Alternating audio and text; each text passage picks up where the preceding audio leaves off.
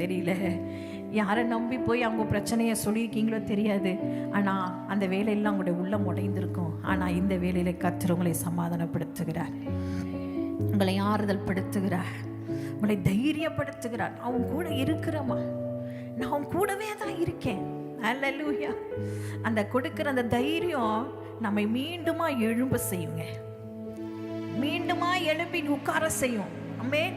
மீண்டுமா எந்த வேலையை நீ செஞ்சுட்டு இருக்கீங்களோ அந்த வேலையை உங்களுக்கு செய்ய வைக்கும். என்ன காரியத்துக்கெல்லாம் நீங்க ஜெபித்து கொண்டு இருக்கிறீங்களோ அது இன்னும் ஜெபிக்க வைக்கும், இன்னும் வேதத்தை படிக்க வைக்கும். ஆமென். கர்த்தருடைய அன்பை விட்டு நம்மளை பிரிக்கவே முடியாது. இந்த வார்த்தை கடந்த நாட்கள் எல்லாம் ஆண்டவர் இந்த வார்த்தையை கொடுத்து கொண்டே இருந்தார். இயேசுவினுடைய அன்பை விட்டு என்னை பிரிப்பவன் யார்?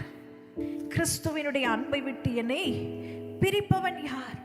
எதுவுமே என்னை விட்டு ஆண்டவருடைய அன்பை விட்டு பிரிக்க முடியாது.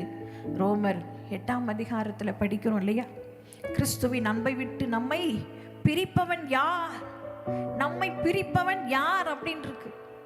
இப்போ என்னென்ன பிரிக்க முடியாது ஆண்டவருடைய அன்பிலிருந்து நம்மளை? அந்த வசனத்தை எடுத்து வச்சவங்க ரோமர் 8ஆம் அதிகாரம் 36ஆம் வசனத்தில் பாருங்களேன்.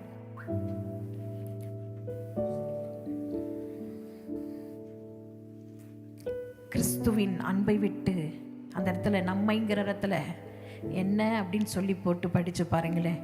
கிறிஸ்துவின் அன்பை விட்டு என்னை பிரிப்பவன் யார்? என்னை பிரிப்பது எது?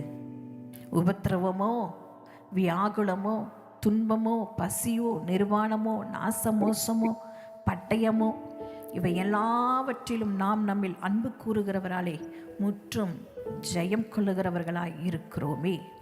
மரணமானாலும் ஜீவனானாலும் தேவ தூதர்களானாலும் அதிகாரங்களானாலும் வல்லமைகளானாலும் நிகழ்காரியங்களானாலும் வரும் காரியங்களானாலும் உயர்வானாலும் தாழ்வானாலும் வேறெந்த சிருஷ்டியானாலும் நம்முடைய கர்த்தராகிய கிறிஸ்து இயேசுவில் உள்ள தேவனுடைய அன்பை விட்டு நம்மை பிரிக்க மாட்டாதென்று நிச்சயித்திருக்கிறேன். ஹல்லேலூயா, ஹல்லேலூயா. நன்றி செலுத்துவேன், நன்றி செலுத்துவேன்,